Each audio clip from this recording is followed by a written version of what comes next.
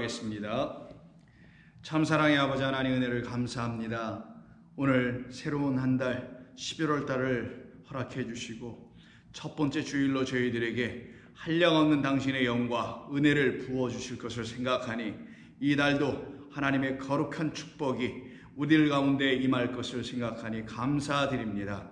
이 한 달 추수감사절이 있는 이 계절이 오니 하나님께서 거두시는 온전한 추수들이 저희들 안에서 다 이루어질 수 있도록 축복해 주시옵소서. 오늘도 주일을 맞이해서 하나님의 백성들 저마다의 삶의 처소에서 주님을 예배하고 경배하는 그 모든 일들 속에 주의 거룩하심과 주의 온전하심이 그들의 예배 가운데 풍성하게 하실 줄로 믿고 예수님의 이름으로 기도드립니다. 아멘.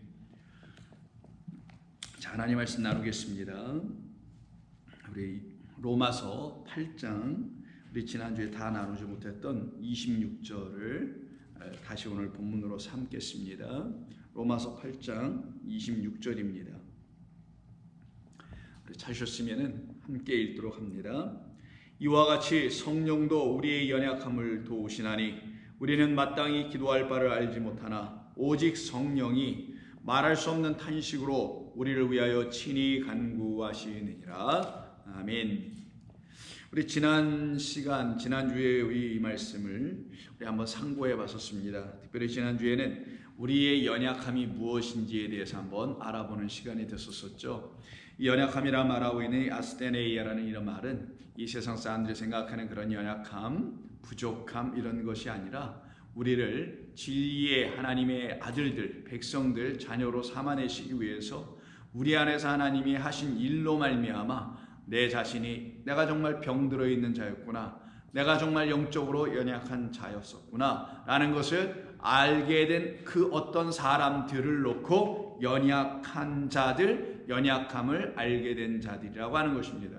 그 연약함이라는 것은 하나님의 말씀을, 또 하나님이 지어놓으신 이 창조 세계를 사람의 눈과 사람의 가르침으로 바라보는 것이 아니라 오직 하나님께서 보내신 당신의 영, 그리스도 예수 안에 있었던 그 영, 그래서 그리스도의 영이라고도 하는 성령으로 말미암아 하나님의 말씀을 깨달아 알게 되었을 때 내 안에 있었던 그 연약함과 그 질병은 나를 사망에 이르게 할 수밖에 없는 연약함과 질병이었었구나. 그것은 바로 하나님의 말씀을 온전하고 거룩한 하나님의 말씀으로 갖지 못한 상태에서 사람이 가르쳐준 그대로의 말만 가지고 있으면 그것이 죄와 사망을 낳는 법의 역할만 하게 되며, 더 나아가서는 그것을 귀신의 말, 악한 영의 말이라고도 하는 것인데, 그 상태로만 갖고 있었던 저와 여러분 모두에게 우리 주 예수 그리스도께서 십자가에서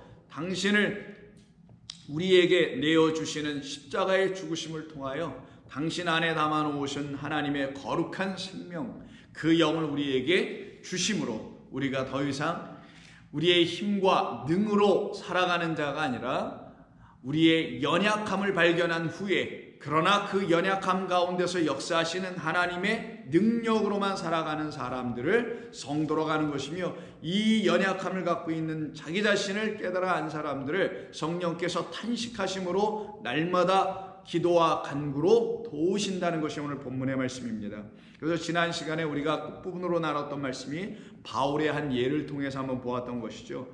바울 또한 세상 사람이 보기엔 조금도 연약한 자가 아니었었습니다. 세상의 측면 그 기준에서 볼 때 세상이 자랑스러워할 만한, 세상 사람들이 또 부러워할 만한 많은 학식과 덕목과 권세까지도 갖고 있었던 사람이었었습니다. 그럼에도 불구하고 그에게 한 가지 부족한 것, 그 하나의 그 보화가 없기 때문에 그는 늘 가난한 자일 수밖에 없었는데, 그 가난함을 가르쳐 주시기 위해서 우리 주님께서 다메섹으로 가는 길에 그를 세우시고 붙드시고 그에게 빛으로 찾아오셔서 호련히 그 가운데 당신의 음성을 들려주시며 아나니아를 통해서 성령을 부어주시고, 결국은 그가 내 안에는 정말 사망이 있었구나, 죽음이 있었구나, 거짓이 있었구나, 참된 것이 있지 아니하였구나 라고 하는 자기 자신의 세상적 가치 기준에서 볼 때 그 강함은 정말 나를 멸망과 사망 가운데 계속 집어넣게 하는 그런 강함들이었으나, 이제 나를 거기서 끊어버리시고 멈추게 하시고 그 세상이 말하는 세상 사람들의 가르침을 통해서 갖게 된 모든 강함이라는 게 다 거기서 부정당하고 부인당하고 회파당하는 하나님의 능력, 성령 안에서 그는 약함을 보게 됐던 것이죠. 내가 갖고 있던 모든 지식과 모든 능력이 하나님의 성령의 능력에 비추어 보니 아무것도 아닐 뿐만 아니라 있어서도 아니 되는 것이었구나라는 걸 깨달았던 바울은 나는 이제 나를 그렇게 온전하게 만드시기 위해서 이 땅에 오신 십자가 지시고 죽임당하신 나의 주님과 그의 십자가 외에는 내가 자랑할 것이 전혀 없도다.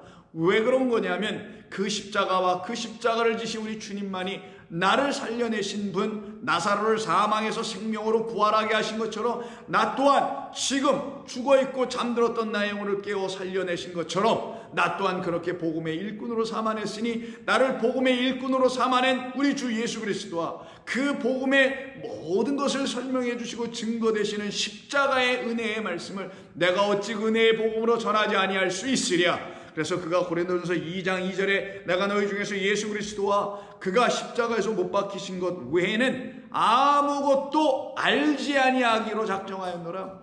그래서 세상 사람들이 알고 있다는 수많은 지식과 바울이 이제 갖고 있었던 수많은 지식이 아닌 그 하나의 지식이 서로 이렇게 대조가 됐던 거예요.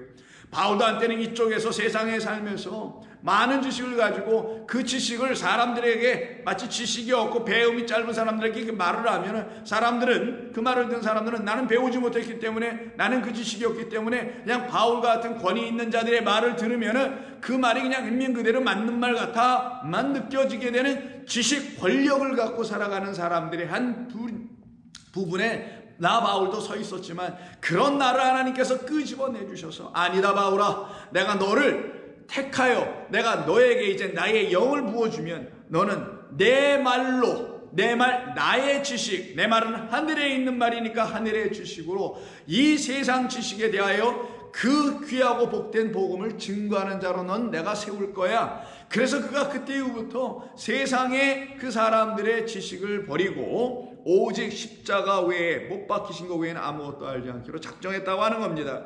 내가 너희 가운데 이런 모습으로 살아갈 땐 사람들이 볼 때는 약하고 두렵고 심히 떨 수밖에 없다 라고 바울은 고백합니다. 그것은 자기 안에서 일하시는 누구 때문에, 그 능력 있으신 주님 때문에, 그 위대하시고 지존하신 우리 하나님 때문에 나는 약하고 나는 두려운 존재일 수밖에 없다 하며 내 말과 내 전도함이 설득력 있는 지혜의 말로 하지 아니하고 다만 성령의 나타나심과 성령이 내 가운데 오심, 그것과 플러스해서 그 성령이 내게 오셔서 내게 주신 깨닫게 하심으로 말미암아 내 안에 강하여짐, 내 속사람의 강건하여짐, 내 겉사람 우파나 나 속사람 날로 새로워지는, 새롭게 매일매일 태어나듯이 새 힘과 능력을 주시는 하나님의 능력, 그 지혜로 말미암아 이렇게 복음의 일꾼 되었다라고 사도 바울이 말하는 겁니다.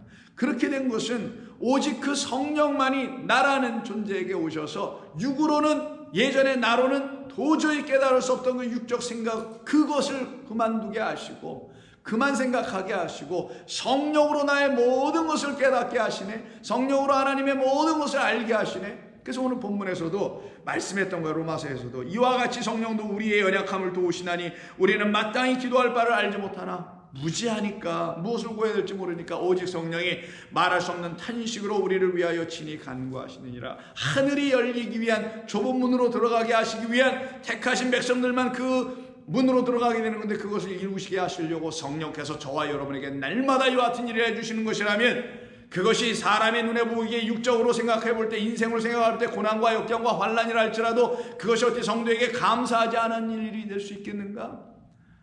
우리는 감사하죠. 우리는 행복한 사람들일 수밖에 없게 됩니다. 그래서 고린도전서 2장 10절에서 바울이 이렇게 말하죠. 오직 하나님이 성령으로 이것을 우리에게 보이셨으니, 나타나셔서 보이셨으니 성령은 모든 것 곧 하나님의 깊은 것까지도 통달하시느니라. 그런데 그 하나님의 깊은 것, 그 비밀, 그리스도가 누구신가, 예수님은 누구신가라는 그것과 통달하게 하시느니라. 그러나 사람의 일을 사람 속에 있는 영위에 누가 알려고 이와 같이 하나님의 일도 영, 하나님의 영위에는 아무도 알 수가 없고 받을 수도 알지도 못하느니라. 한때 우리가 세상의 영을 받았을 때가 있었는데 세상의 영이 뭐예요? 사람들이 준 영, 영은 뭐라 그랬어요? 푸뉴마는 말이라 했죠. 내 말은 영이요. 진짜 내 말만, 내가 전해주는 레마라는 말만 영이다. 그것만이 하나님을 영으로 알게 되며 하나님과 방불한 존재들로 말씀의 그 하나님으로 내가 너희들을 다 지어놓을 거라고 하는 그 영을 우리 주님이 주시기 전에 우리가 가졌던 영은 세상의 영, 세상의 말, 세상의 교훈이라고 하는 거예요.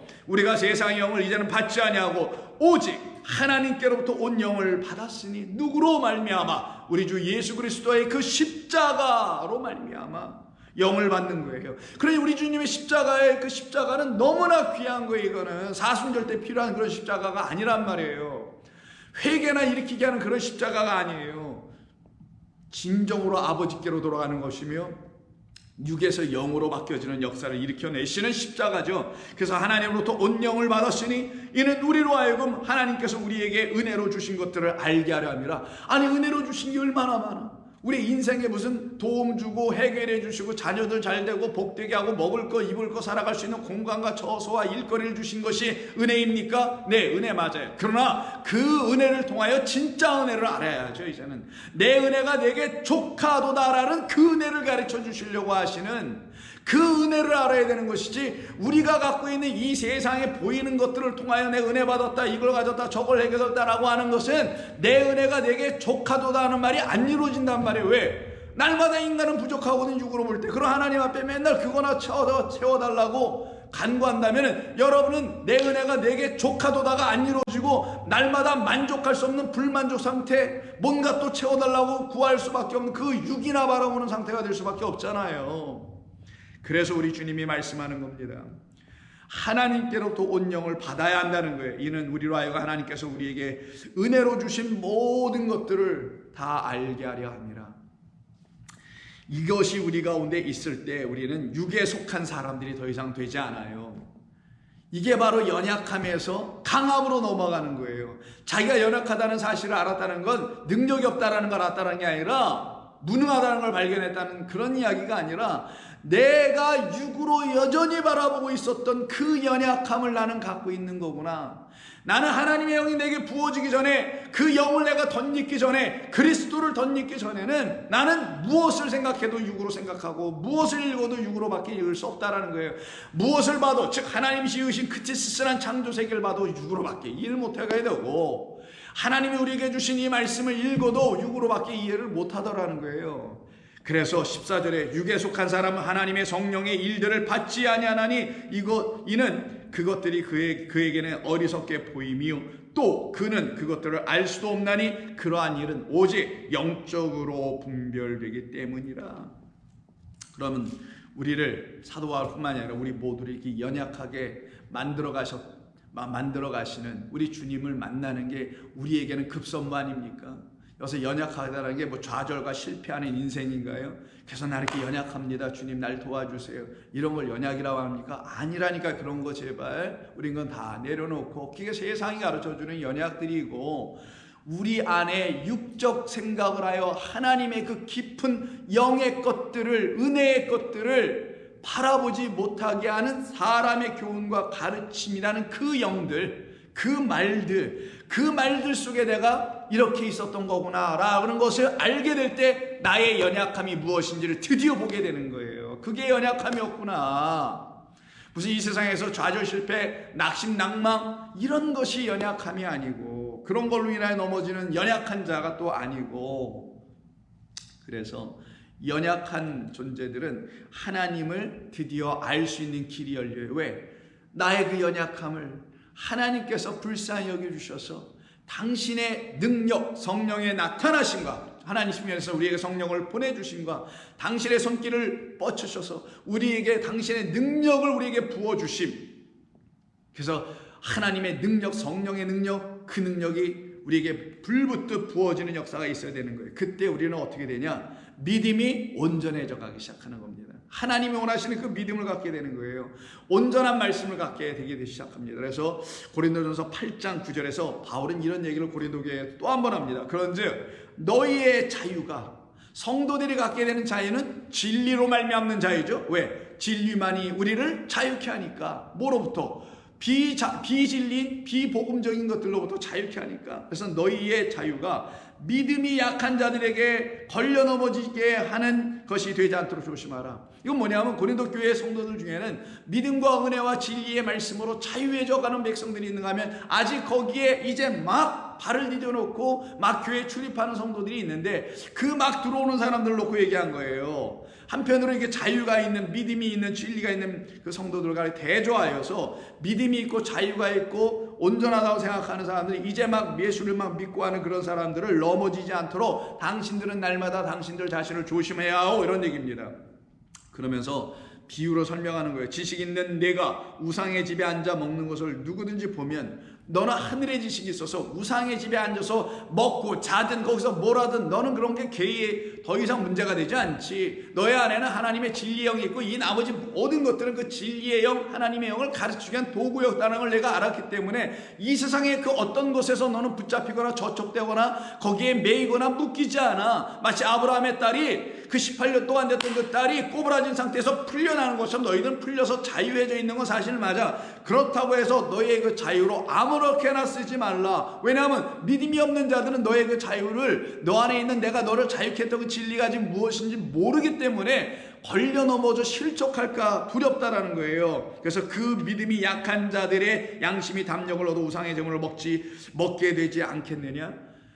무엇인지 알지도 못하고 우상의 제물을 확 먹어버려. 그냥 괜찮대 그냥 먹어. 이래서 될 일이 아니다 라고 얘기하는 거예요. 그러니 이 약하다라는 아스테네이아라는 이 말은 결국은 믿음의 연약함을 얘기했던 거예요. 믿음의 연약함이라는 건 내 안에 진리가 있지 않았을 때의 상태, 그걸 갖다가 그 진리 없음, 믿음 없음, 연약함이라고 얘기하는 것입니다. 그러면 내 지식으로 그 믿음이 약한 어떤 성도가 그렇게 되면 멸망하게 되나니 그것은 하나님의 뜻이 아니지. 왜냐하면 그 형제를 위해서, 그 자매를 위해서 그리스도께서 죽으심이 그럼 헛되게 되잖아 라는 말을, 그 믿음이 약한 자가 멸망하나니 그는 그리스도께서 위해서, 그는 그리스도께서 위하여 죽으신 형제 아니겠는가. 이와 같이 너희가 형제에게 죄를 져 그 약한 양심을 상하게 하는 것이 곧 그리스도에게 죄를 짓는 것이라. 그러니 조심하라 라고 이 말해주는 이 권면의 이야기 속에 약함이 무엇인지를 설명해 주더라는 거예요. 그러나 우리는 어떻습니까? 자유한 자들로 복음을 전하는 것이 자유한 자들로 방종하고 살아가는 게 아니잖아요. 우리 안에 있는 자유는 우리를 늘 하나님 앞에서 경외하게 하고 우리를 늘 조심시키게 하는 거 아니겠습니까? 그래서 그 다음 장 9장 19절에서 18절에서 바울이 이렇게 얘기해요.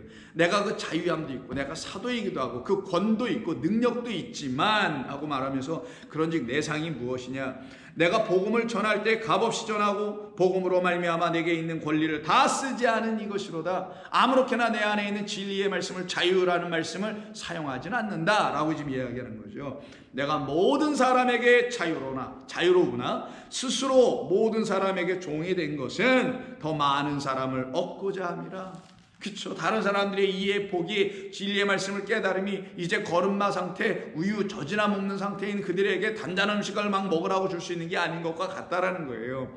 그래서 늘 조심한다는 거죠. 유대인들에게 내가 유대인과 같이 되는 것은 유대인들을 얻고자 하며 율법 아래에 있는 자들에게 내가 율법 아래에 있지 아니하나 율법 아래에 있는 자같이 된 것은 율법 아래에 있는 자들을 얻고자 하며 율법 없는 자에게 내가 하나님께는 율법 없는 자가 아니요 도리어 그리스도의 율법 아래에 있는 자이나 율법 없는 자와 같이 된 것은 율법 없는 자들을 얻고자 함이라. 사실은 그러나 내 안에는 그리스도의 법, 하나님의 법, 생명의 법이 있다라고 얘기하죠. 약한 자들에게 내가 약한 자와 같이 된 것은, 이런 말 여기서 또 하네요. 이게 아스테네이아예요. 이게 약한 자. 우리 성령의 도우심을 간곡히 받지 아니하면은 도저히 약함에서 하나님을 알 수 있는 길이 전혀 없어. 깨달아 갈 수가 없는 상태의 그 사람들을 약한 자들. 그럼 바울은 복음 전도자로서 이런 분들을 도와줄 거 아니겠냐고요. 그래서 22절에서 약한 자들에게 내가 약한 자와 같이 된 것은 약한 자들을 얻고자 함이라는 목적이었다. 내가 여러 사람에게 여러 모습이 있는 것은 아무쪼록 몇 사람이라도 구원하고자 함이다 라고 분명히 말합니다. 그러면 구원이라는 게 뭐겠어요? 살아남은 사람들, 살아나서 사망에서 생명으로 옮겨져서 그 생명의 이야기에 참여하게 하는 거잖아요. 난 이제 살아났구나 라는 사실을 가르쳐 주므로 그 복음을 들려줘서 그 안에 참여케 하는 것이죠. 그래서 23절에 내가 복음을 위하여 모든 것을 행함은 복음에 참여하고자 함이라 라고 바울이 증거합니다. 이 일을 위해서 성도를 누구로 생각하고 지금 사도 바울은 이런 복음을 전하냐? 성도를 하나님의 아내 될 사람들, 그리스도의 신부 될 사람으로 사도 바울은 깨닫고서는 그 다음 곧바로 10장 10장 넘어가서 바울은 그런 말들을 고백하여 그들에게 전해주는 거예요. 당신들은 내가 섬겨야 될 성도일 뿐만 아니라 하나님의 거룩한 누구다? 당신들은 하나님의 거룩한 주의 자녀들이고 신부들이다. 그런 당신들을 향한 하나님의 거룩한 뜻이 다 이루어지게 하나님은 역사하실 것이다 라고 바울은 담대하게 그들에게 복음을 전하게 된 겁니다. 그러니 살아나서 결국은 생명을 가진 사람으로 만들어가는 것, 이게 바로 약한 데서 강함으로 옮겨지는 성도들의 변화의 모습이 되는 겁니다. 그럼 이건 부활을 일으키는 거죠. 마치 나사로를, 우리가 지난주에 말씀을 나눴던 그 나사로를 살려내시기 위해서 우리 주님께서 그와 같은 말씀들을 제자들에게 전해주셨던 것처럼 우리라는 또 다른 나사로들을 살려내시기 위해서, 부활시키시기 위해서 우리 주님이 이 땅에 오셔서 하신 것도 다 똑같은 일이었다는 거 아니겠어요? 그래서 사도 바울은 부활장으로 기록되어 알려있는 고린도전서 15장 42절 이하에서 이렇게 말하죠. 죽은 자의 부활도 그와 같으니 썩을 것으로 심고 썩지 아니할 것으로 다시 살아나며 욕된 것으로 심고 영광스러운 것으로 살아나며 다시 살아나며 약한 것으로 심고 강한 것으로 다시 살아나며, 이 단어입니다. 오늘 본문은 육의 몸으로 심고 신령한 몸으로 다시 살아나나니 육의 몸이 있은즉 또 영의 몸도 있느니라 라고 사도 바울이 얘기해요. 여기는 지금 두 가지 단어들, 말들의 그룹이 형성이 됩니다. 먼저는 죽은 자와 살아난 자, 부활한 자가 서로 대조되고, 이게 큰 주제예요. 죽은 자가 어떻게 살아나게 된 거냐라는 걸 설명하기 위해서 부활, 즉 생명 가진 자 이렇게 대조시키면서 죽은 자에 해당되는 것을 썩을 것으로 심었다고 표현하며 욕된 것으로 심었다고 말하며 약한 것으로 심었다고 하고 육의 몸으로 심었다고 하는 겁니다. 그렇게 시작되어 무엇으로 전부 다 바뀌냐? 그리스도 예수님으로 말미암아 썩지 아니할 것으로 다시 살아나며 영광스러운 것으로 다시 살아나며 강한 것으로 다시 살아나며 신령한 몸으로 다시 살아나며 육의 몸이 있듯이 영의 몸도 있는 것이다 라는 것으로 새로운 존재, 새로운 피조물로 바뀌어지는 이야기가 이 연약함, 약함이라는 아스테네이라는 이 말에 다 담겨 있는 거예요. 그러니 우리 성경, 우리 교회만이 말할 수 있는 연약함과 약함이라는 건 우리를 근본적으로 육이 아닌 영을 갖게 하는 이야기 속에서 나오는 말들이라는 거예요. 그래서 연약함이 강화로 바뀐다는 건 뭐 힘을 좀 갖게 됐다, 뭐 삶의 의지가 생겼다, 용기를 난 하나님 주셔서 받았다, 이런 말이 아니라, 이런 것이 아니라, 그런 걸 연약함에서 강함이라고 말하는 게 아니라 나 죽을 자, 썩을 자, 나 욕된 자, 나 육의 몸을 갖고 있었던 자, 이런 존재가, 영광도 할 수 없는 존재가 이제 나 하나님의 영광을 할 수 있는 자, 썩지 않을 것으로 심어 다시 살아나는 자, 신령한 몸을 가질 수 있는 자, 마지막으로는 영의 몸을 갖는 자, 영이 되는 자로 바꾸시기 위한 그런 연약함을 말하시는 것이었구나. 그것을 위해서 우리 주님께서 죽임 당하신 것이고, 그것을 위해서 나 또한 연약함이 무엇인지를 반드시 알아야만 하였던 것이구나 라는 게 이 본문이 가르쳐주는 거예요. 결국은 육과 영입니다.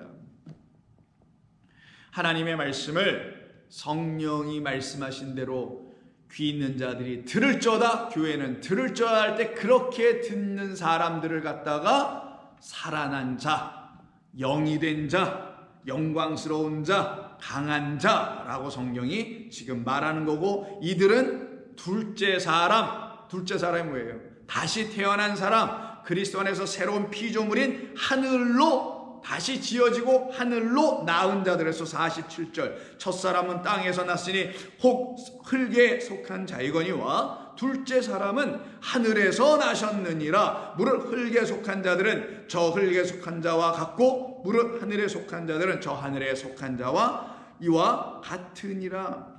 우리를 놓고 지금 성도들의 모습을 좀 그려 우리에게 알려주는 거예요. 그러니 우리는 전부 다 누가 되어야 되는 거냐? 이와 같이 새롭게 태어나고 새롭게 지어져서 결국은 그리스도의 거룩한 신부가 되게 하시겠다. 그래서 바울은 고린도후서 11장에서 나는 그 하나님의 열심으로 11장 2절 이렇게 말하죠. 당신들을 위해서 열심을 내노니 내가 당신들을 정결한 처녀로 한 남편 그리스도의 그 신부가 되게 하기 위해서 나는 당신들을 그렇게 우리 주님께 드릴 수 있도록, 신부가 될 수 있도록 나는 중간에서 애쓰는 중매쟁이다 라고 말을 했던 것이에요.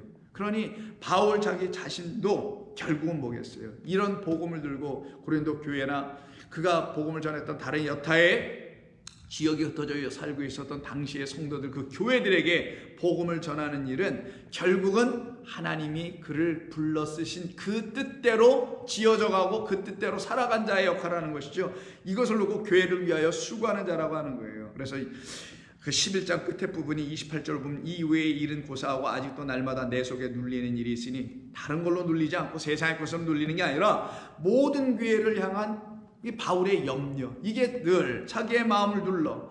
누가 약하면, 이때 약하면 아스테네야, 누가 약하면 내가 약하여지며 누가 실족하게 되면 내가 애타지 아니하겠느냐. 같은 마음, 같은 성정을 가지고 주의 말씀을 좀 전하고 있는 거예요. 그러면서 바울이 이렇게 합니다. 내가 부득불 자랑할 것이 하나 있다면 나를 강하게 만드신 우리 주님으로 말미암아 내가 약한 자란 사실을 알았다라는 것이요. 그로 인하여 나는 약한 것을 오히려 더 자랑하노라. 내가 부득불 자랑할진대 내가 약한 것을 자랑하리라. 그 약한 자기에게 더 이상 거짓말이 있지 아니하고 자기 안에 진리라는 참된 말을 부어 주심으로 말미암았다라는 거예요. 전에 자기가 강했을 때, 세상 것으로 가득 차 있을 때는 자기 안에 거짓된 것이 있어서 나는 조차도 알지 못했었는데 그리스도 예수님이 내 안에 성령으로 나타나 주심으로 말미암아 내게 있었던 그 강함이라는 건 전부 다 거짓된 것이었구나 라는 걸 알았다라는 거예요. 그러나 이제 나는 그 약함 가운데서, 이 약함을 너희서 더욱더 자랑할 수 있게 된 것은 그 가운데서, 그 약함 가운데서 나는 하나님의 참된 말을 할 수 있는 자, 성령을 받은 자 되었다. 성령은 누구에게 오냐? 약한 자들에게 오더라는 거. 어떤 약한 자? 나 이 세상의 말로 죽을 뻔하였던 자였구나라는 걸 깨달은 그 약한 자들, 그렇게 잠자고 있던 자들, 그렇게 나사로처럼 결국 그 병에 들어 죽을 수밖에 없었던 자들. 그러나 내가 정말 나를 그 사망 가운데, 이 세상이 모르는 성경에 말하는 하나님이 찾으시는 그 사망 가운데 내가 죽어 있다는 사실을 알게 하는 하나님의 진리의 말씀이 없으므로 그 사망 가운데 던져졌다는 것을 깨달아 안 이후부터는 나는 진리를 내가 주신 그 분의 뜻대로 그 진리 말을 전합니다 라고 말하는 거예요. 그래서 31절 주 예수의 아버지 영원히 찬송할 하나님이 내게 거짓말 아니하는 것을 아시느니라. 이상한 말하지 않고 이젠 참된 주님의 복음을 전하는 자로 나를 사용하신 것이 나는 너무나 고맙습니다 라고 하면서 그 연약함, 그 아스테네가 자기에게서는 어떤 것이었는지를 12장 7절 이하에서 이야기합니다. 여러 계시를 받은 것이 지극히 크므로 너무 자만하지 않게 하시려고 내 육체의 가시 곧 사탄의 사자를 주셨으니 이는 나를 쳐서 너무 자만하지 않게 하려 하십니다. 이것이 내게서 떠나가게 하기 위하여 내가 3번 주께 간구하였더니 나에게 이르시기를 내 은혜가 내게 족하도다. 내 은혜가 바로 너, 그 연약한 너에게 족하도다. 내가 너를 그렇게 연약하게 만든 것이다라는 거예요. 그 연약함을 드디어 인정하고 시인하고 고백하고 나 연약한 자이네요라고 그 입이 자백을 하게 되니 그때 하나님의 은혜를 받을 수 있는 자 되더라. 그래서 내 은혜가 너에게 족하도다. 이는 나라는 하나님의 능력은 바로 너와 같이 시인하고 자백한 약한 자들 안에서만 온전하게 역사되고 나타날 것이다. 무엇으로? 참된 하나님의 말씀, 하나님의 거룩한 그 영으로. 그래서 너는 온전하여질 거야. 이 말씀을 하는 거예요. 내 은혜가 내게 족하도다. 이는 내 능력이 약한 데서 온전하여짐이라 라는 이 음성을 바울이 기도 끝에 들어요. 그러므로 도리어 크게 기뻐하게 되었고 나의 여러 약한 것들에 대하여 나는 그래서 자랑한다. 성도는 그래서 자유한 겁니다. 무엇이든지 다 자랑거리예요. 못돼도 자랑, 실패해도 자랑, 좌절하고 낙심할 만한 일이 있어도 자랑. 왜?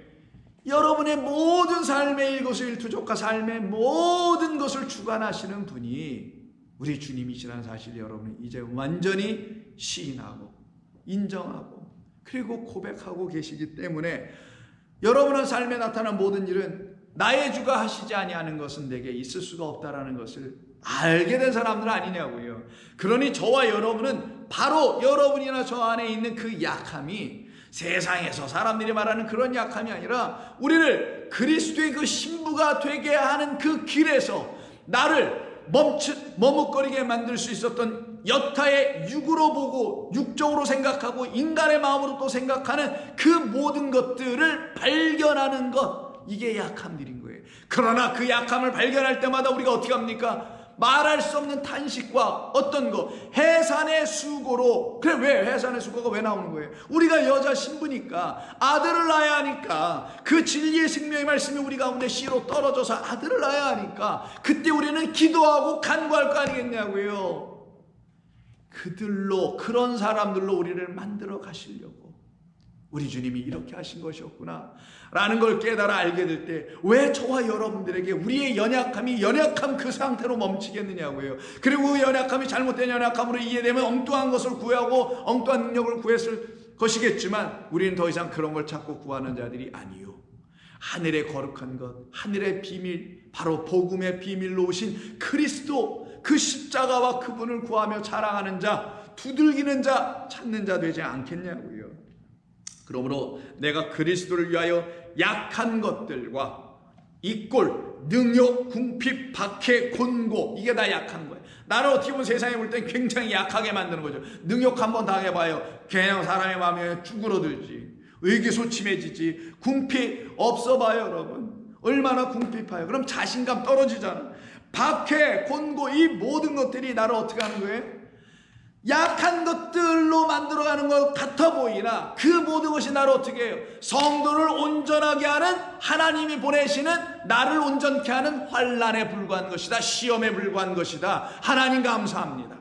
그런 것 없이는 내가 또 자고하여, 내게 육체의 가시가 없었으면 난 또 자고하여 하나님의 은혜가 뭔지도 모르고 경거망동하게 이리 뛰고 저리 뛰는 망아지 같은 자 됐을 뻔했었는데 하나님의 은혜로 내가 당신의 곱비에 딱 붙잡히고 당신의 멍에 딱 붙잡혀 당신과 하나가 되어 짝이 되어 그 하나님이 주신 그 밭을 갈 수 있는 자 되게 하셨으니 내 어찌 하나님께 내게 주신 모든 것들을 감사하지 아니할 수 있으랴. 하나님 감사합니다. 박해나 곤고나 능욕과 궁핍과 그 이상의 무엇이라도 나는 기뻐하노니 이는 내가 약한 바로 그때에 강함을 경험하더라.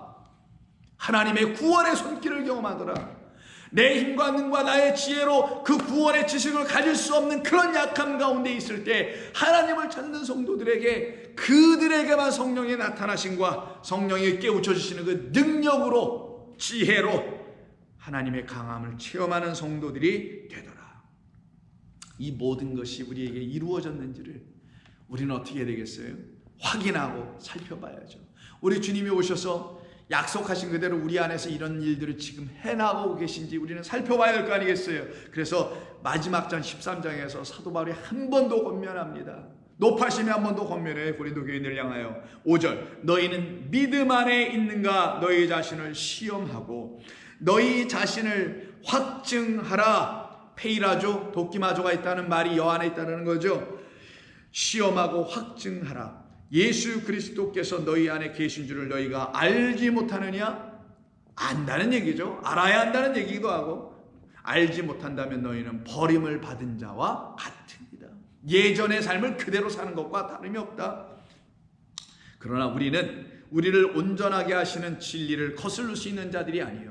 우리를 약하게 하신 그 뜻은 그 진리를 주시기 위해서 우리 주님께서 십자가에서 마치 연약한 능력 없는 자처럼 죽으신 것이다. 밑에서 이상한 사람들이 내가 정말 하나님의 아들이거든 그 십자가에서 내려오라라는 조롱 섞인 말, 능욕하는 말, 핍박하고 곤고하게 만드는 말을 수없이 던졌지만 우리 주님 예수님 그곳에서 내려오지 아니하시고 천군 천사를 부르신 적도 없지 않았는가? 마찬가지로 성도들에게도 천군 천사가 나타나서 우리의 삶의 어떤 부분을 해결해주는 이런 초짜 신자가 우리는 더 이상 아니라 하나님의 은혜로만 구원받는 그 은혜로만 충만하여져 있는 진짜 신자가 되어야 되지 않겠는가? 라는 걸 지금 바울이 얘기하는 거예요. 그래서 8절에서 우리는 진리를 거슬러서는 아무것도 할 수 없고 오직 진리를 위할 뿐이니 우리가 약할 때 너희가 강한 것을 기뻐하고 또 이것을 위하여 구하니 곧 너희가 온전하게 되게 하려 함이라. 여기 있었네요. 우리를 다 온전하게 하고 고린도 교인들 좋은 교회 교인들을 다 온전한 하나님의 거룩한 신부 아들 날 수 있는 하나님의 씨가 떨어지기에 깨끗하고 합당한 자들로 세우는 우리의 영을 깨끗게 하여 만들어주시는 우리 주님. 그래서 그 앞절 4절에서도 바울은 이렇게 얘기해요. 이 모든 것은 우리 주 예수님의 십자가로 말미암은 것이라. 그리스도께서 약하심으로 십자가에 못 박히셨으나 하나님의 능력으로 다시 살아 계시니 우리도 그 안에서 약하나 너희에게 대하여 하나님의 능력으로 그와 함께 살리라. 살아났다라는 거예요. 우리도 약하나 우리는 이 약함이 무엇인지 이제는 아는 사람들입니다. 우리가 그리스도는 예전 것들이 이젠 다 죽어 떠나간, 그래서 예전에 세상에서 말하고 있는 그런 강함들이 이제 내게 다 빠져나가서 약한 자처럼 아무것도 갖고 있지 않은 자, 어떤 것을 세상의 그런 것들, 육의 생각, 썩어질 시 이런 걸 다 갖지 않아 약하고 가난한 자처럼 딱 있는 그 상태로 하나님이 만들어 놓으시고, 그리고는 당신의 영을 그 안에, 우리 안에 그런 존재들 안에 부어주시니 그 영으로, 성령으로 충만할지어다. 성령으로 가득 차 하나님의 말씀으로 충만해. 그들이 바로 약한 데서 강하여진 성도들. 그러니 그리스도의 십자가는 우리에게 하나님의 주신 크고도 놀라운 은혜입니다. 이 일을 이루시기 위해서 우리 주님이 오신 거잖아요. 그래서 지난주에 함께 읽어봤던 마태복음 8장에 있었던 그 이야기, 사람들의 귀신이 쫓겨나가고 하는 그런 모습을, 그런 일을 행하신 우리 예수님을 바라보고 있었던 마태가 하는 말이 뭐였었나요? 바로 저분이 이사야 53장에서 보내신다고 약속해 놓으신 그 고난당한 종이셨구나. 그러니 우리도 그 고난에 함께 어떻게 해야 된다? 참여해야 된다. 왜? 그가 살아나심으로 하나님의 영광을 입고 영광을 나타낸 것처럼 우리도 그의 고난에 함께 참여하면 우리에게도 나타날 영광이 있을 텐데, 그것을 생각하니 지금 내가 연약해져 가고 있는 이 고난, 그래서 내 안에 있는 거짓된 옛 것들, 세상 것들을 빼내가시는 하나님의 능력의 역사, 이 모든 것이 일어나고 있으니 이게 어찌 감사하지 않을 수 있는 일이겠는가라고 바울은 로마서 8장 18절에서 생각하건대 현재의 고난은 장차 우리에게 나타날 영광과 비교할 수 없다고 한 거예요. 그 고난에 함께 참여하는 자 되노라고 했던 것이죠. 그러니 이사야 53장의 3절과 4절에서 우리는 이 말씀을 듣고 이게 이제 무슨 말인지 드디어 깨닫게 되죠. 바울은 이런 말을 그의 마음 안에 전제하고 갖고서 로마서를 쓰기도 했던 겁니다. 오늘 본문의 연약함, 우리의 약한 데서 이 모든 말, 아스테네라는 말은 히브리어의 어떤 한 단어를 번역한 거예요, 헬라어로. 그게 바로 어디에 있느냐? 이사야 53장 4절에 있습니다. 그는 실로 우리의 질고를 지고 우리의 슬픔을 당하였거늘 우리는 생각하기를 그는 징벌을 받아 하나님께 맞으며 고난을 당하다 하였노라 라고 할 때, 우리의 질고를 지신다 할 때 이 질고라는 말입니다. 이 질고, 코일리란 단어인데 이게 오늘 본문에서 연약함이에요. 우리의 연약함, 우리의 질고는 병이죠. 우리의 영적 그 병, 거짓된 말, 악한 영의 말을 갖고 있는 그 말로 인해서 병들어 있는 우리의 심령들을 우리 주님께서 고쳐주시려고 그가 그것 지시고 우리 안에 있는 더러운 영 다 짊어지고 십자가에서 못 박고 끝내버리셨다. 이것을 위해서 이 땅에 오신 분이 우리 주님이시다. 그래서 3절, 그는 멸시를 받아 사람들에게 버림을 받았다. 이 버림받는다라는 말이 이 질고의 동사형입니다. 버려버렸다, 리젝트하다, 받아들이지 않는다. 그게 바로 우리의 모습이잖아요. 우리가 하나님의 거룩한 말씀은 버리고 인간의 말을 거룩한 말이라는 것을 착각하여 가진 상태가 되었었던 예전의 우리의 모습을 우리 하나님께서 바꿔버리는 거예요. 이 일을 우리에게 이루시려고 우리 주님이 고난당하셨다. 그래서 성도는 그와 함께 고난을 당해야 되기 때문에 성도의 삶에는 반드시 이 땅에서의 떠남, 이 땅에서의 건져짐, 이 땅에서의 떨어져 나옴이라는 그 쪼개지고 나누어져 나옴을 경험해야 되기 때문에 이 땅에서 고난을 하나님께서 성도들에게 주시는 거예요. 그 고난 끝에 뭐예요? 출애굽하게 되죠. 그래서 이 말의 의미가 어떤 것인지를 출애굽기 1장이 우리에게 또 다시 증거해 줍니다. 출애굽기 1장을 보시게 되면 야곱과 그의 아들 요셉의 형제들 등등해서 70인이 애굽으로 내려가죠. 그 말은 70이란 존재들이, 이런 말이에요. 70이란 존재들이, 7과 열의 백성들이 이 세상에 보냄을 받는다라는 겁니다. 그리고 그 세상에서 어떻게 해요? 하나님의 말씀을 증거하는 자들이 되어야 되겠죠. 70은 누가복음에 나타난 거죠. 70인 파송, 복음을 들고 세상에 나가서 하나님을 증거하는 자들 아닙니까? 마찬가지로 출애굽기에 70인이 내려갔다, 애굽 땅으로 갔다라는 그런 말은 세상에 보내어짐을 받은 하나님의 말씀을 가진 자들, 하나님의 영이 있는 자들, 그들을 위해서 세상에 말을 전하고 복음을 전한 자들이란 말이에요. 그럼 이들에게 무슨 일이 벌어져요? 영광이 나타나기보다는 고난이 오죠. 박해가 오죠. 그래서 하나님의 백성들을 히브리 사람들이라고 하며 그렇지 않은 이 세상의 사람들을 애굽 사람이라고 하는데 이들을 놓고 박해하고 박해받고 하는 이야기가 나오는 것이 1장서부터 시작돼요. 1장 9절을 보면, 자 1장 8절, 요셉을 알지 못하는 새 왕이 일어나 애굽을 다스리더니 그가 백성에게 이르되 이 백성 이스라엘 자손이 우리보다 많고 강하도다 라고 해요. 왜 이렇게 말을 했냐? 그 앞에 7절에 이런 축복의 말씀이 70인들에게는 있기 때문에 7과 열이라는 하나님의 언약의 말씀을 갖고 있는 사람들에게는 이런 일이 일어나요. 그 언약의 말씀 때문에 무엇? 생육 번성 강하여지고 하나님의 영광을 돌리는 삶이 나타나요. 이스라엘 자손은 7절, 생육하고 불어나 번성하고 매우 강하여, 여기 약하단 말이 전혀 없어요. 온 땅에 가득하게 되었더라. 이런 강한, 안으로 강한, 이제 생명을 안으로 갖고 있는 이스라엘 백성들 70인들에게 일어나는 일을 보여주는 겁니다. 그러나 요셉을 알지 못하는 왕은 그들을 핍박하기 시작하죠. 그의 눈에, 바로의 눈에 이스라엘 백성들은 어떻게 보였느냐? 우리보다 많다. 우리가 여기서 누구예요? 애굽이에요. 애굽 사람들은 안으로 하나님을 갖고 있지 않고 밖으로 자기들의 겉에 외적 능력만 갖고 있는 자들이죠. 그 자기 외적인 능력, 겉으로 보이는 것으로만 생각하고 갖고 있는 그 육적인 자기 자신들을 놓고 이스라엘 백성들을 똑같이 육적으로 비교해 본 거예요. 그랬더니만 하는 말이 저들은 강하도다. 겉으로 수가 늘어나는 것만 보고 강하다고 말하는 거지 이스라엘 백성들의 안에 있는 그들의 영을 보고 강하다고 말한 건 아니거든요. 이게. 그러니 이들은 육적인 것만 놓고 판단하는 자들이었던 거예요. 그러면서 하는 얘기가, 자 우리가 그들에게 대하여 지혜롭게 하자. 두렵건대 그들이 더 많은 수가 많게 되면 전쟁이 일어날 때 우리 대적과 합하여 우리를 대적하여 싸우고 이 땅에서 나갈까 하노라 하고 감독들을 그들 위에 세우고 그들에게 무거운 짐을 지게 하고 지워서 괴롭게 하여 그들에게 바로를 위하여 국고성 비동과 람셋을 건축하게 아니라 그러나 이들은 안의 것이 주님의 말씀 능력으로 강하여진 상태죠. 일곱과 열을 갖고 있는 상태죠. 그래서 학대받으면 받을수록 이스라엘 백성들은 학대받으면 받을수록 더 번성하여 퍼져나가니 애굽 사람이 이스라엘 자손으로 말미암아 근심하여 이스라엘 자손에게 이를 엄하게 시키더라.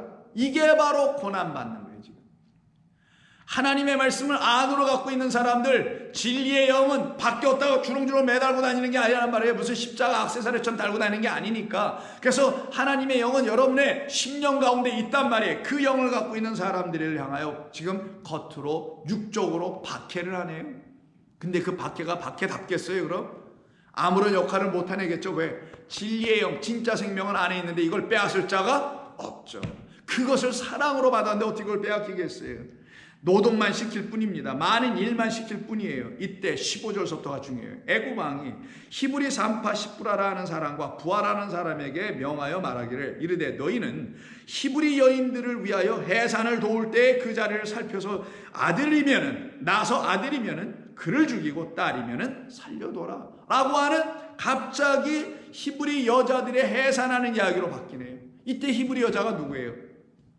고난받고 있는 이스라엘 백성들 전체를 말하는 거예요. 이게 지금 그 히브리 여인들은 지금 아이들을 쑥쑥 잘나는 것처럼 얘기하고 있단 말이에요. 그때 그들의 그 자리를 살펴서 아들이면 죽이고 딸이면 죽이지 말라. 그러나 산파들은 어떻게 해요? 이 말을 순종하지 않고 하나님을 두려워하여 왕의 명령을 어기고 남자 아기들을 살려내죠. 아들 난 누구들을 얘기하는 거예요? 하나님의 거룩한 신부들에 대한 이야기네. 아들, 어떤 아들? 성령으로 말미암아 낳아야 할 그 아들, 하나님이 약속하여 주셔서 반드시 낳아야 할 그 아들, 우리에게 생명의 말씀이란 씨로 오시는 그리스도로 말미암아 낳아야 할 우리라는 진리의 아들, 우리의 태어남, 우리의 거듭남, 우리의 그리스도 안에서의 새로운 피조물 됨, 이거를 말하고 있는 거예요. 그런데 왕이 다시 산파들을 불러요. 18절 그들에게 이르되 너희가 어찌하여 이같이 남자 아기들은 살려놨느냐? 산파가 바로에게 대답하되 히브리 여인은, 이런 말을 해요, 애굽 여인과 같이 아니하고 건장하여 산파가 그들에게 이르기 전에 해산하였더라. 이게 좀 강한 거 아니겠어요? 건장하다는 말을 썼지만 뭔가 히브리 여인들은 애굽의 여인들과 같지 않다. 그럼 히브리 여인과 애굽의 여인의 차이가 뭐길래? 똑같은 여자인데 왜 이렇게 차이를 넣었을까요? 히브리 여인과 애굽의 여인은 근본적인 차이가 있는데, 히브리 여인은 안으로 생명을 갖고 있는 자, 아들을 잉태할 수 있을 만큼 연약한 상태가 되고 가난한 영혼들이 되어 있고 칠과 열을 충분히 갖기에 합당한 그와 같은 하나님의 백성들을 히브리 여인, 왜? 히브루, 아빠르니까 건너간 자들이거든요. 이 세상 육에서 하나님이 주신 영 생명으로 생명 갖고 부활하여 하나님의 그 나라로 건너가 버린 사람들이기 때문에 이런 이야기를 비유로 우리에게 가르쳐 주시려고 비유로 써주신 것 뿐이란 말이에요. 그러니 이 히브리 여인들은 애굽, 미츠라임이니까 여전히 자유가 없어, 진리가 없다라는 거예요. 여전히 거짓된 말을 갖고 있는 애굽, 미츠라임, 억압당하다, 압제당하다는 말이니까 자유가 없는 거지. 자유는 어떤 곳으로 와요? 진리의 말씀으로 오지, 참된 말씀으로 오지. 그 말씀을 듣지 못하고 있는 애굽 여인들과는 같지 아니하다. 그들과는 달리 이들은 건장하여 아들을 참 잘도 낳습니다라고 말을 하고 있을 때, 건장하다라는 말은, 건장하다는 건 잘못 번역한 것 같고요. 이거는 하비라는 말을 갖다가 지금 번역한 건데, 이 하비는 하와라는 말로 아시죠? 아담과 하와 할 때 그 하와는 하바, 살다, 생명을 갖다, 살아나다라는 동사를 명사화시킨 거, 형용사화시킨 것 뿐이에요. 그럼 무슨 말이겠어요? 이들은 살아있는 자다라는 거예요.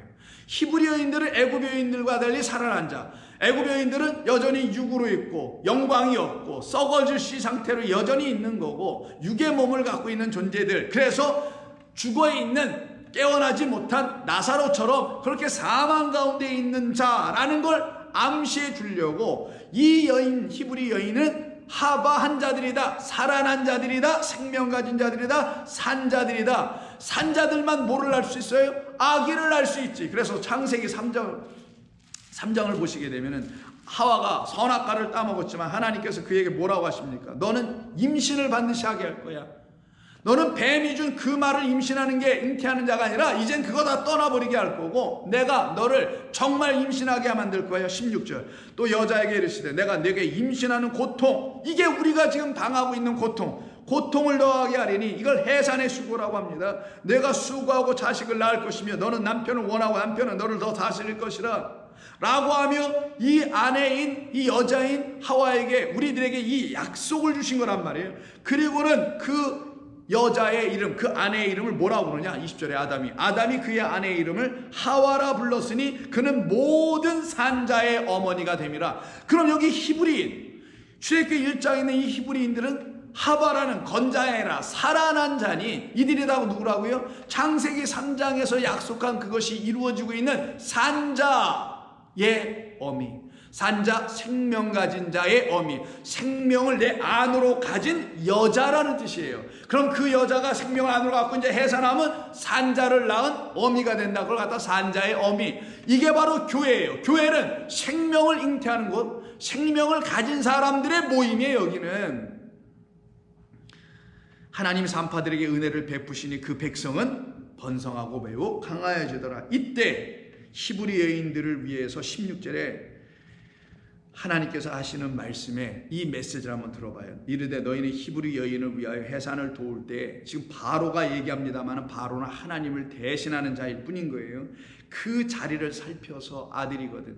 자리를 살펴서라는 말이니까 해산하는 그 해산대라고 할까요? 거기를 살펴서 아들 낳았으면은 죽이고 딸을 낳았으면은 살려두라 라고 하는데 아들들을 낳는단 말이에요. 이 애굽의 이스라엘의 여인들은, 히브리 여인들은 딸 낳았다는 말이 하나도 없어요. 딸이거든 살려두라 이런 말은 있지만 딸을 낳았다는 말이 없고 아들들을 낳아요. 그래서 아기들을 살려냈다고만 말하지 않습니까? 왜? 전부 다 아들만 나니까. 그럼 이건 진리를 담은 거지. 어떤 사람들이 아들만 나냐고요. 딸도 낳고 그래야 되는 거지. 그 말은 뭐냐? 그 자리가 아들을 낳는 자리라라는 거예요.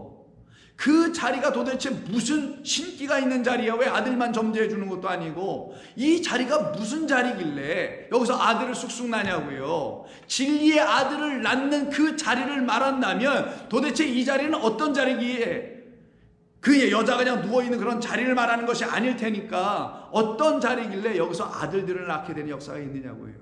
이건 전에 우리가 출애굽기 1장을 공부할 때 한번 나눴던 말씀인데 기억나시는 분들도 있겠지만 처음 들으신 분들에서 간략하게 말씀드린다면, 이때 자리라는 것은 무슨 돗자리 깔아놓고 이부자리 깔아놓고 아니면 산부인과에 그 뭐 침대 위에, 병원 침대 위에 올라가 있는, 수술대 위에 올라가 있는 그런 게 아니란 말이에요. 이거는, 이 자리라는 거는 아브나임이라고 합니다. 하는 정과사니까 빼버리고 아브나임이에요. 아브나임은 어떤 단어의 쌍수예요. 아브나임, 아벤의 쌍수. 마치 하니마무는 물에 대해서 쌍수가 되는 것처럼 쌍수일 뿐이에요. 쌍수라는 건 두 개를 말하는 것인데 딱 두 개만 있다라는 거예요. 쌍으로 있는 거니까. 복수하고 달라요. 쌍수는 딱 두 개, 복수는 여러 개, 셋, 넷, 다섯, 일곱, 여덟 개를 말하는 거고 쌍수는 딱 둘만 말하는 거잖아요.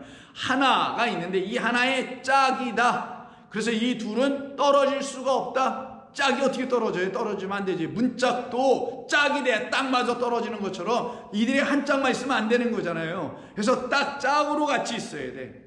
그 짝의 개념이 바로 쌍수라는 거예요. 그래서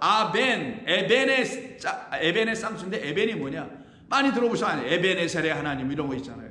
도우시는 반석이란 뜻이죠. 그때 에벤이 돌이고 에셀은 아셀이니까 돕는, 도우시는 돌이다 이런 말이거든요. 에벤은 뭐냐? 돌이의 돌. 그러면 해산할 때 돌 위에서 해산한다라는 거예요? 그것도 돌 두 짝을 깔아놓고 해산했다라는 거예요? 말이 안 되죠. 성경이 말하는 게 뭐예요? 하나님의 아들로 나아지려면 우리가 다른 말로 하면 우리가 신부로서 하나님의 아들을 잉태하려면 돌 둘, 이 짝으로 존재하는, 그럼 하나님께서 주신 돌은 딱 두 개가 있다라는 건데 이 두 개의 돌 위에서 나아야 된다라는 거예요. 그 두 개의 돌 위에서 우리는 다시 지어져 창조돼야 된다는 거예요. 바로 그 두 개의 돌을 갖다가 하아브나임, 근데 이걸 우리말로 그냥 자리로 번역해 말했단 말이에요. 이 어마어마한 중요한 말을, 자리가 아니고 두 개의 돌이에요. 두 개의 돌. 첫 번째 돌, 두 번째 돌, 아랫돌, 윗돌, 하늘에 있는 돌, 땅에 있는 돌. 무슨 말이겠어요? 이스라엘 백성들이 하나님께서 말씀을 주실 때 어디다 기록해 주십니까? 돌에다 기록해서 주시죠. 그리고 그 돌을 깨버리고 새로운 언약으로 주시면서 이 언약은 우리를 어떻게 할 거예요? 살려내는 말씀, 산돌, 살아있는 돌이다. 산돌이신 누구? 우리의 머릿돌로 오신, 우리를 하나님의 처소 거룩한 하나님의 생명의 말씀을 가질 수 있는 성소로 지어내실 머릿돌 되시는 그분이 들어올 자리, 그것을 놓고 쓰실 때 하시는 말이잖아요. 그러면 이 돌은 단순한 돌이 아니래.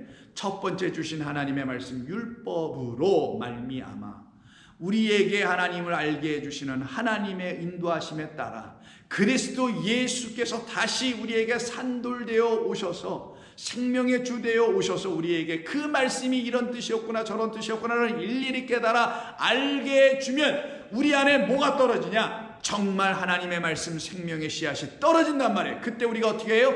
아들을 낳는 존재들이 되네. 그럼 우리가 어떻게 됩니까? 하나님의 아들들로 지어지고 다시 창조되는 그리스도 예수 안에서 새로운 피조물 되는 역사가 일어나는 거예요. 그래서 두 개의 돌, 아브나임이라고 합니다. 이 아브나임은 여기서 한번, 또 다른 곳에 한번 쓰여 있는데 예레미야에서 딱 한 번 더 쓰는, 그때 어떤 이야기에서 쓰이냐? 토기장이가 토기를 만들 때 돌림판에다 진흙 한 덩어리 그냥 쾅 올려놓고는 어떻게 합니까? 그가 생각한 그의 계획 가운데, 아, 요거는 꽃병으로 만들어야지, 요거는 그릇으로 만들어야지, 이거는 무슨 뭘로 만들어야지 등등의 본인이 갖고 있는 뜻대로 원하는 대로 만들 때 올려놓는 돌림판이 있어요. 아시잖아요. 도자기공들이 하는 그 돌림판이라고 번역한 그 단어가 또한 아브나임이에요. 그게 뭐겠어요? 그러니까 양쪽을 다 갖다 연결해 보면 우리를 하나님의 거룩한 그 질그릇들로 다시 지으셔서 그 질그릇 안에 당신이라는 영 그 보화 말씀 진리를 부어주실 때에 우리가 누가 돼요? 하나님의 아들을 잉태할 수 있는 그 히브리 여인이 되는 거구나. 그때 그들로 인하여서 낳는 아들들이 나오는데 그 아들의 이름을 누구로 하느냐? 구약의 이야기 출애굽기 속에서는 모세라고 하는 거고, 신약에서는 우리에게서, 이 모든 존재들에게서 나야 할 물에서 건져줄 우리, 그래서 그가 먼저 물에서 건져짐을 당하여 우리를 물에서 건지실 그 그리스도 예수라는 또 다른 모세를 낳을 수 있는 자. 그래서 2장에 딱 들어가자마자 한 레위 가족 중 한 사람 남자가 가서 그 레위 여자에게 장가드네요. 그 남자가 부모를 떠나 그 여자와 합하여 한 몸을 이룰 줄 아는 창세기에 있는 그 말 그대로를 여기서 이루어나가네요. 그리고 아들을 하나를 낳는데 어떤 아들을 낳느냐? 이런 아들을 낳습니다. 더 여자가 임신하여 아들을 낳으니 그가 잘생긴 것을 보고 석 달 동안 그를 숨겼다. 이 아들이 모세 아니냐고요. 이게 바로 저와 여러분들의 모습 아니냐고요. 이렇게 아들을 낳는 것을 놓고 우리 주님은 요한복음 16장에서 이렇게 말씀합니다. 16장이 무슨 장? 성령의 장이라고 해도 돼요. 왜냐하면 여기 성령이 우리에게 오시면 그가 우리를 책망한 데죠. 죄에 대하여, 심판에 대해서, 의에 대하여 우리를 엘랭코 책망하죠. 그러나 진리의 성령이 오시면 책망이 목적이 아니라 13절에 성령이, 진리의 성령이 오시면 그가 너희를 모든 진리 가운데로 이끌 것이며 아버지의 영광을 드러낼 것이며 라는 말씀이 기록된 이 끝에, 그럼 진리의 영이 오시면 우리에게 사는 일이 뭐예요? 아들을 낳게 하겠네, 결국은. 그래서 그 21절에 여자가 해산하게 되면 그때가 이르렀으므로 근심하나 아기를 낳으면 세상에 사람 난 기쁨으로 말미암아 그 고통을 다시 기억하지 아니하느니라. 지금은 너희가 근심하나 내가 다시 너희를 보리니. 그때는 어떻게 봐요? 우리 주님이 우리를 연약한 자로 보실 것이며, 우리는 그때 우리 주님을 누구로 봐요? 예수, 역사적 예수, 실존적 예수, 이런 분으로 보는 게 아니라 하늘의 하나님 그리스도 여호와 하나님으로, 왕으로 보고 만나게 되겠죠. 그러니 보게 되리니 너희의 마음이 기쁠 것이요 너희의 기쁨을 빼앗을 자가 없으리라. 왜? 그때 우리에게 다시 찾아오시는 그분은 우리에게 신랑이 되어 오신 거기 때문에. 저와 여러분에게 그래서 오신 거잖아요. 신랑으로. 진짜 생명을 담은 씨 말씀을 우리에게 뿌려주시려고 오신 분. 그렇게 우리가 다시 지어질 때 우리 안에서의 그 모든 연약함이 끝나고 우리 안에서 당신의 말씀이라는 것만 계속 채워져야 돼. 그 연약한 존재로만 남겨놓으셔서 나는 날마다 죽노라, 나는 다 되었다 함이 아니요, 나는 여전히 주님에 끌려가는, 주님에 의해서 끌려가는 복된 하나님의 자녀라는 것을 알게 된 그 연약한 자가 될 거 아니겠냐고요. 그러니 이들 향하여 오직 성령이 말할 수 없는 탄식으로 우리를 위하여 친히 간구하시는 일이 반드시 일어나게 되겠죠. 왜? 우리 주님은 사랑이시거든요.